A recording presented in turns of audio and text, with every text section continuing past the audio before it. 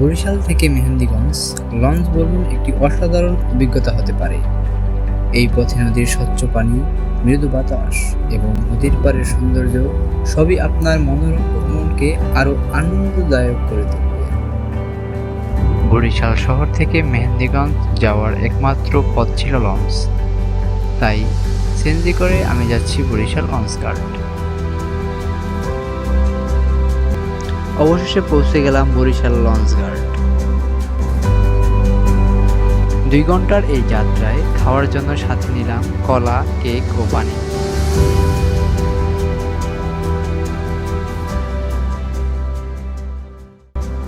চারটা বাজার সাথে সাথে লঞ্চ ছেড়ে দিল, আর আমি উঁকি দিয়ে প্রকৃতির শোভা দেখতে লাগলাম।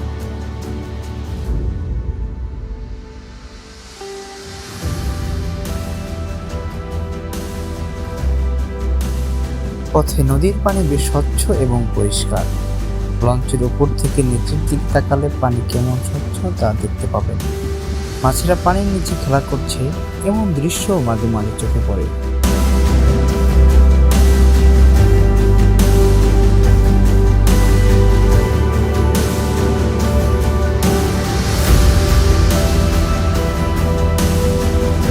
বরিশাল থেকে মেহেন্দিগঞ্জ লঞ্চ ভ্রমণ প্রকৃতির সান্নিধ্যে কিছু সময় কাটানোর জন্য আদর্শ। নদীর স্বচ্ছ পানি, মৃদু বাতাস এবং নদীর পাড়ের সৌন্দর্য আপনার মনে দীর্ঘদিন ধরে থাকবে।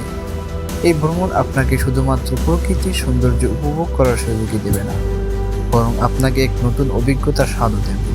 তাই সময় পেলে অবশ্যই বরিশাল থেকে মেহেন্দিগঞ্জ লঞ্চ ভ্রমণের পরিকল্পনা করুন।